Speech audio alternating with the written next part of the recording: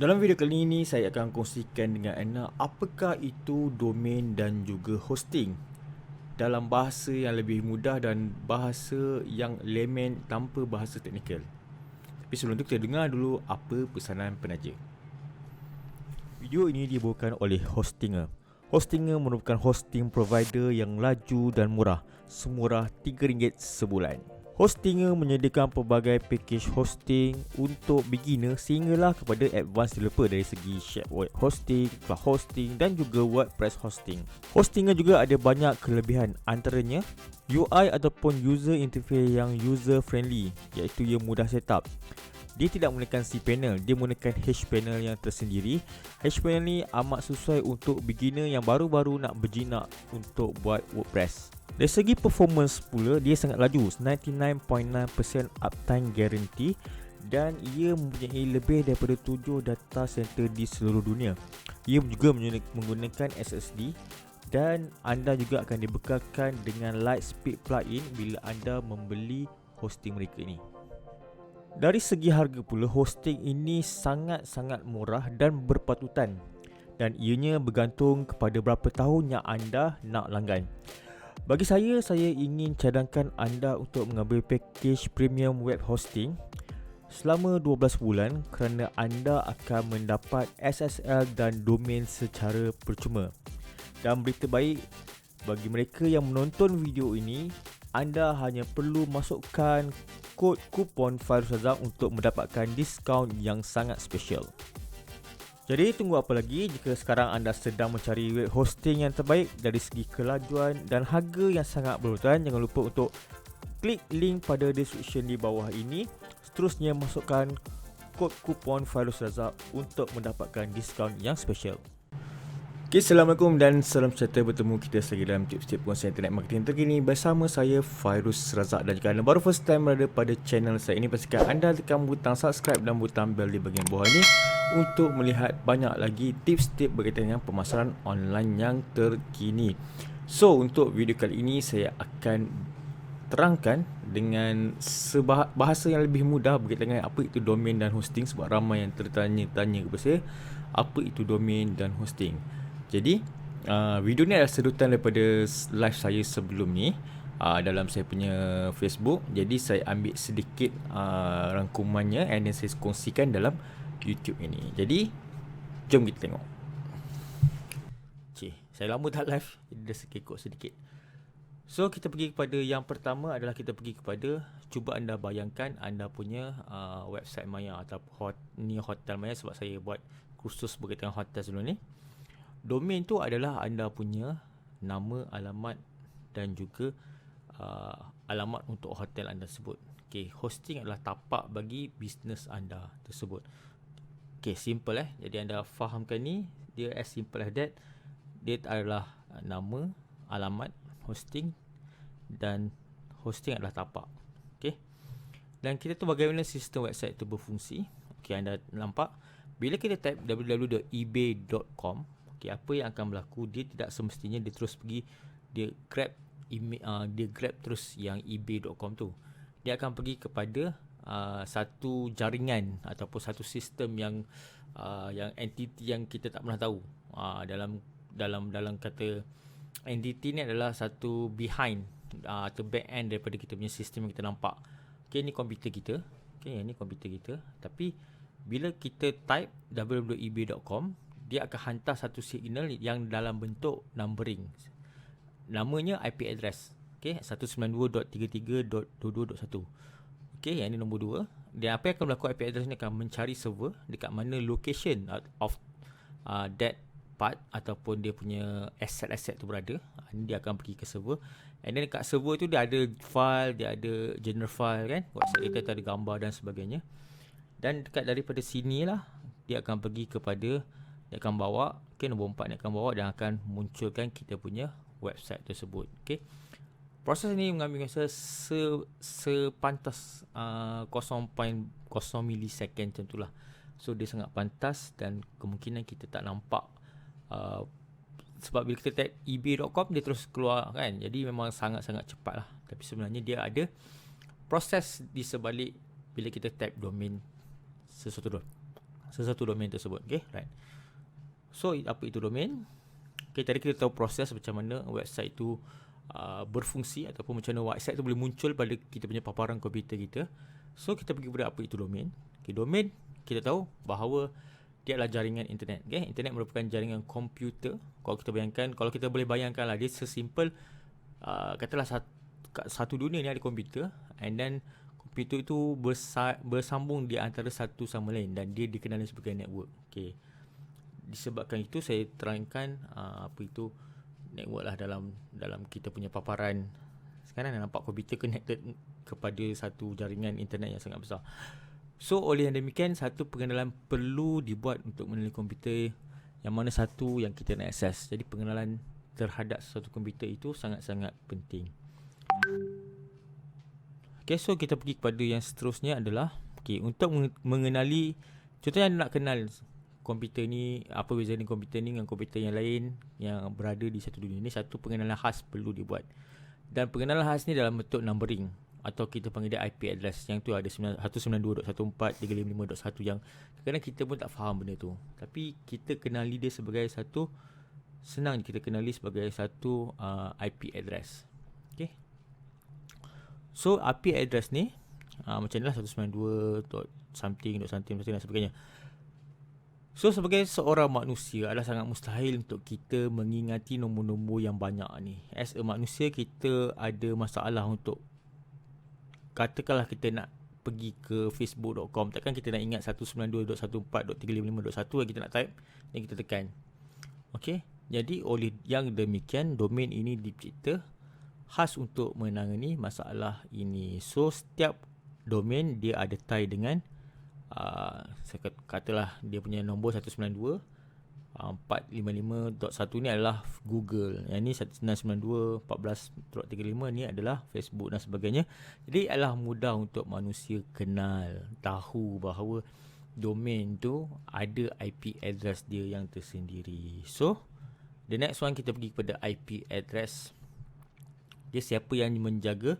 Okay, IP address ni dia ada satu sistem nama dia DNS. Okay, Domain Name Server. Okay, di mana dia yang bertanggungjawab untuk proses di sebalik tabir ni. Siapa yang jaga ni? Yang jaga ni adalah ICANN. Dia adalah satu pertubuhan yang bukan bersifat secara, dia ada satu pertubuhan lah yang bukan bersifat keuntungan. Okay, dia menjaga.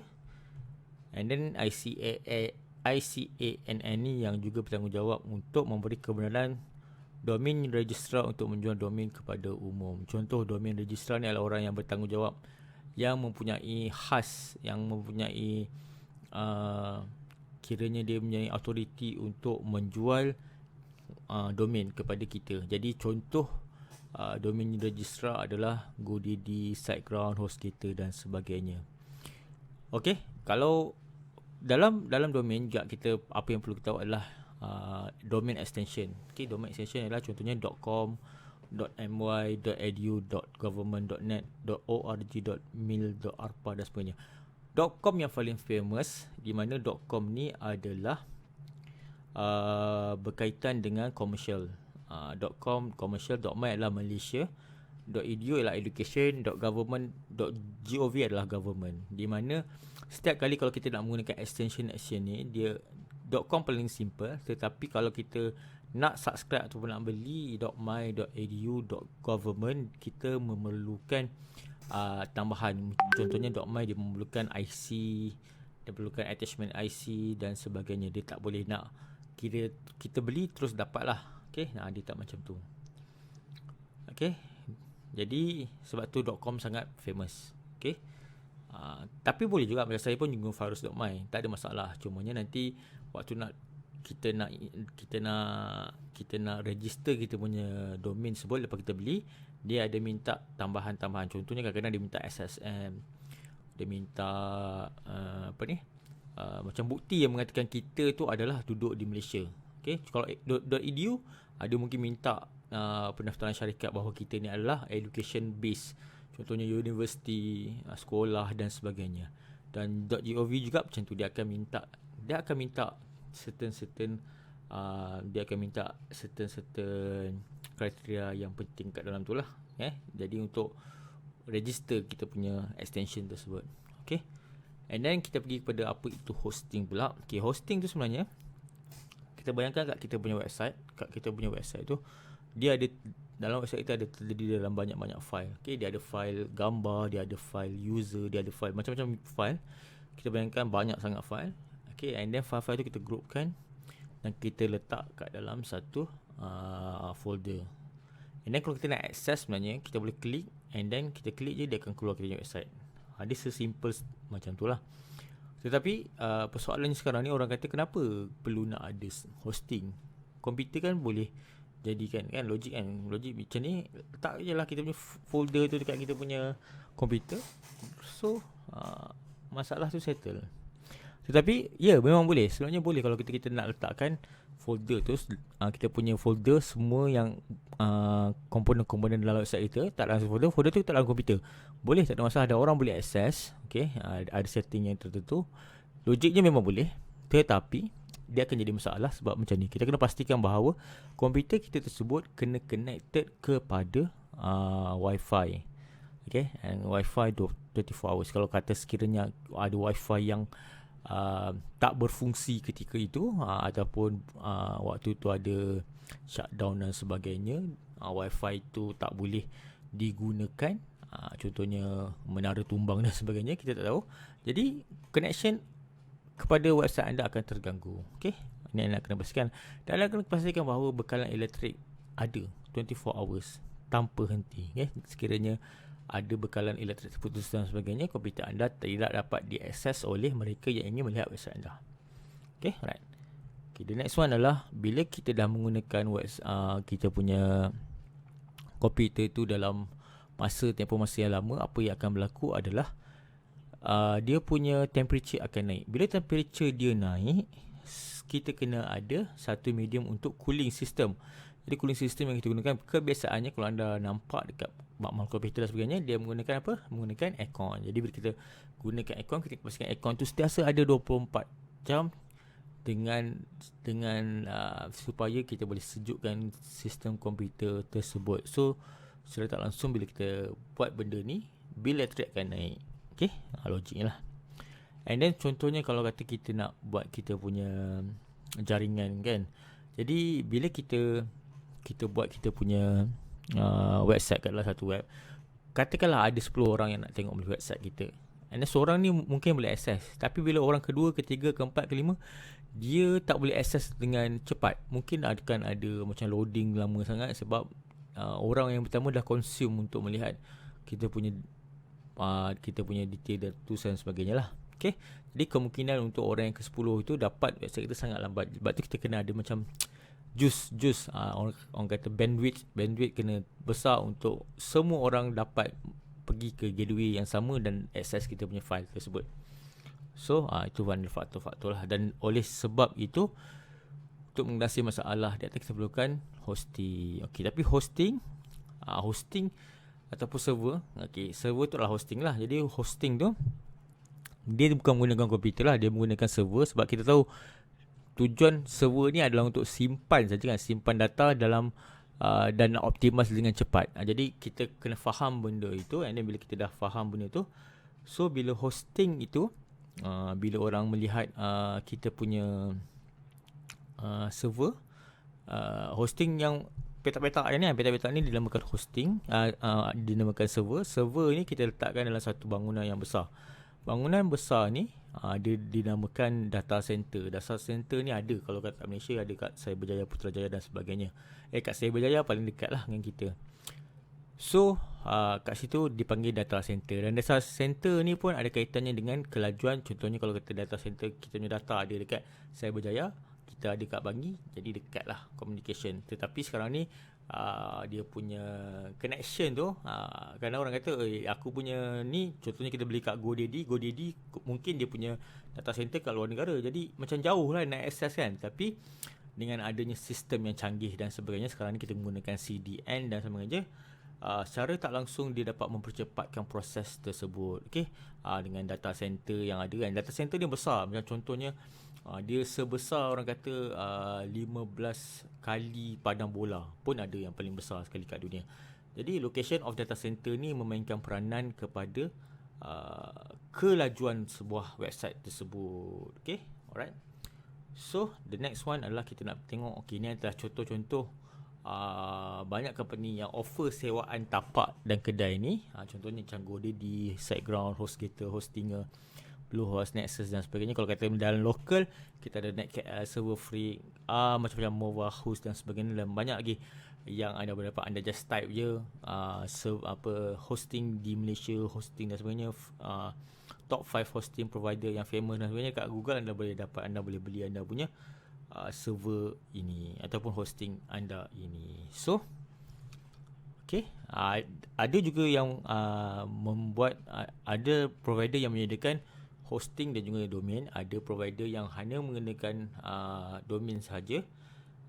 Tapi kebanyakannya mostly dia ada jual domain dengan hosting. Hosting kebiasaannya kita beli secara tahunan. Dia ada certain cost yang kita boleh ambil untuk pembelian secara tahunan dan sebagainya. Okay, itu berkaitan dengan hosting. So sekarang ni anda dah faham apa itu domain dan apa itu hosting. The next persoalan, kat mana kita nak beli domain dan hosting ini? Berita baiknya di sini adalah saya ada berkolaborasi dengan satu hosting provider yang terkenal di dunia, iaitu Hostinger, di mana jika anda mendapatkan hosting mereka, anda boleh dapat diskaun dengan harga yang special dengan memasukkan kupon kod saya yang anda boleh lihat di bahagian bawah description ini. So, kalau anda nak membeli hosting dan domain, Hostinger adalah hosting provider yang sangat berbaloi dan murah. So, anda boleh pergi kepada bahagian bawah ni untuk terus membeli hosting dan domain anda. Dan jika anda nak tengok video berkaitan dengan Hostinger ni, anda boleh cek pada video saya bahagian tepi ni untuk melihat bagaimana cara untuk membeli dan menguruskan hosting anda. Jadi, jumpa lagi dalam video yang seterusnya.